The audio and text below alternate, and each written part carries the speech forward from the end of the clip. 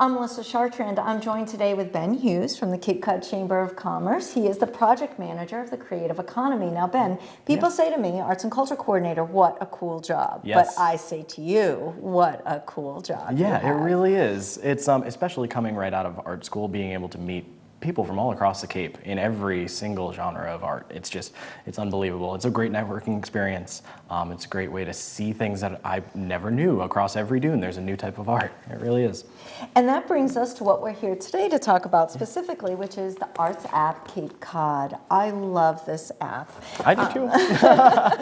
And today our viewers are going to find out how, if they don't have it already, it's a must-have app on your phone, and what to do, because you really can, for all the wonderful things the Cape has, this makes it so right in the palm of your hand, centralized. easy to find. Centralized, Yeah. able to even make your own itinerary, things to do, what's happening, theater, music, visual arts, galleries, arts, potters, craftspeople, antique dealers. There are so many different varieties of people who are on this app, from small independent artists who have just home studios that you can go in, and we obviously vet that they're accessible for handicap and all of that, to organizations like galleries, very well-known established ones that have been on Cape for decades, and everything down to the little frame shop that's on the corner that you might not ever go into, but you're able to now see into it with the app. It's remarkable where the project started. Let's just do a brief history of, so we've come into the 21st century and everything mobile. Prior to that, tell us how this came about. So back in 2004-05, the idea for a guide, an artisan's trail guide, was created by the Chamber, and included in the first printing 300 artists from across the Cape. So there's definitely a saturation of artists here. It's undeniable. That went into a second printing in 2009, and then from that, we realized that we were shifting. There was this sort of digital tendency. So the Arts app was born out of this idea of a new age arts guide. And then along with the app, we realized that there still was this need for viable printed information that people could look at and point and fold. So we created an arts app, Arts Map.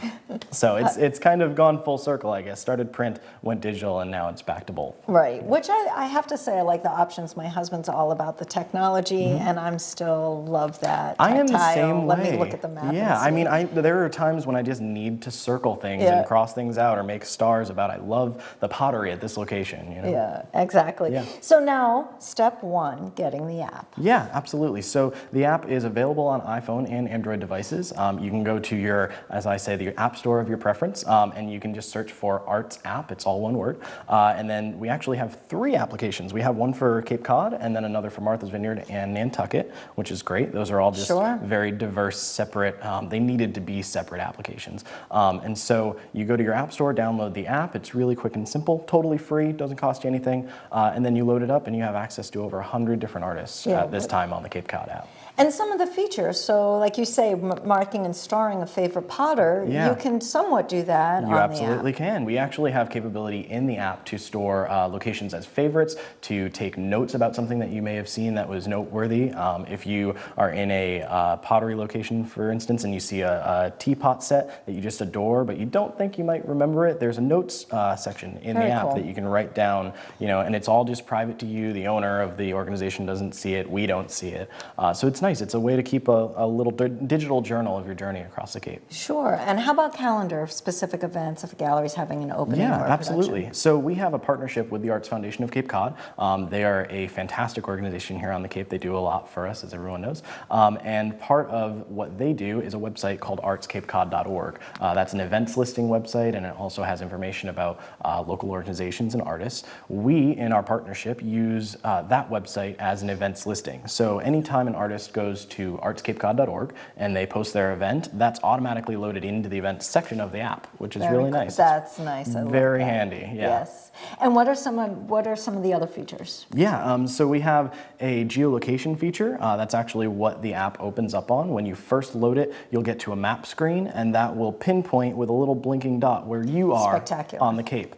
You can then zoom in to where that point is and see dots in different colors based on what category they are for all the locations locations that are around you, and then use that to either call the location, see their website, their Facebook, view an image gallery. There's a lot of capabilities. There is so much on this, and really you can take it and spend the entire day or week or weekend. Absolutely. And the nice part is that you don't have to just look at a full directory listing of all of the different artists. You can go to just the galleries, or you can see just map points from the independent pottery people, for example, since we're on a pottery kick.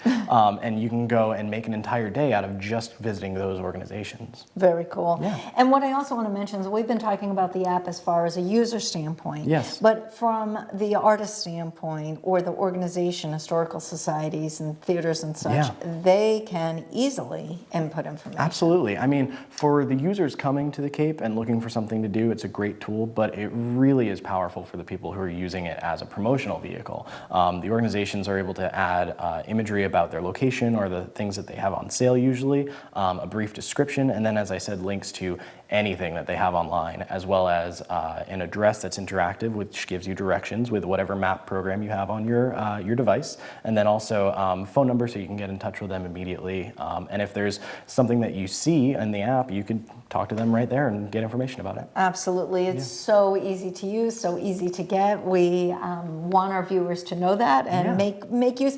And what I think is so important of this too is that this is not just for visitors to the Cape and Islands. This is for year-round residents. Absolutely. That should I mean, really take advantage. I load up the app and I use it to find gifts for holidays. You know, gifts for birthdays. It's great. It's really helpful for me, especially. You know, it's sort of this built-in tool that helps me with my job. You know, I can see a full listing of all of these different people in any sort of category, and that's just, I can understand why it helps me so much, and I can only imagine how much it helps people who visit. That's right. Let's give our viewers one more time where they can get the information. Yeah, so if you go on your phone and go to your app store, either on Apple or an Android device, you type in Arts App, ARTS, APP, and yep, right there, Arts App, and you can download the Cape Cod app or Martha's Vineyard or Nantucket.